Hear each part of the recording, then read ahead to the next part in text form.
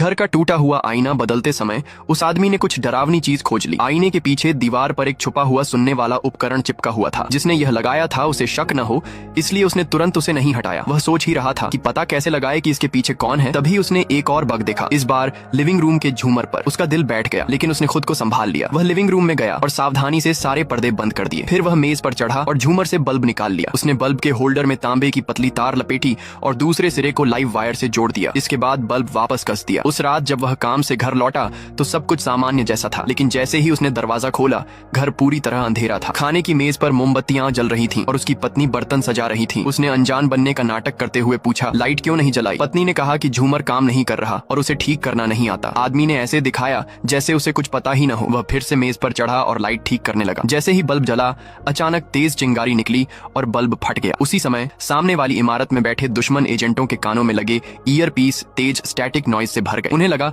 कि पुराने तारों को चूहों ने कुतर दिया और शॉर्ट सर्किट की वजह से बग नष्ट हो गया। आदमी ने अपनी पत्नी को घर से दूर भेजने के लिए एक बहाना बनाया। वह बाहर जाने का नाटक कर पास ही कार पार्क करके छिप कर देखने लगा। जैसा उसने सोचा था वैसा ही हुआ। जासूसों ने जैसे ही घर खाली देखा उन्होंने बग दोबारा लगाने के लिए आदमी भेज दिया। वह आदमी छाया से यह सब देख रहा था। अब उसे यकीन हो गया कि ये लोग जोंगटोंग यानी केंद्रीय जांच ब्यूरो से जुड़े हैं। इसका मतलब था कि वे उस पर शक करने लगे थे कि वह एक अंडरकवर एजेंट है। अपनी पहचान बचाने के लिए उसने एक चालाक योजना बनाई। उसने अपने कुछ जुनटोंग यानी सैन्य खुफिया एजेंसी के साथियों को श्याओमान डांस हॉल बुलाया। उसका मकसद था कि जुनटोंग के लोग सोचें कि उसका पीछा किया जा रहा है, ताकि वे जोंगटोंग एजेंटों से भिड़ जाएं और दोनों एजेंसियों में टकराव शुरू हो जाए। उसने साथियों के बीच अफवाह फैलाना शुरू कर दिया कि हाल ही में कोई उसका पीछा कर रहा है। फिर वह उन्हें लेकर डांस हॉल पहुंचा। अचानक उसने मुड़कर पीछा कर रहे एक जासूस के सिर पर शराब की बोतल फोड़ दी। उसने सबके सामने चिल्लाकर उस जासूस को पकड़ डालने का आदेश दिया। आदमी जानता था कि उसकी योजना सफल हो गई है। अब जल्द ही जुनटोंग और जोंगटोंग आपस में भिड़ने वाले थे। दोनों के बीच टकराव होने से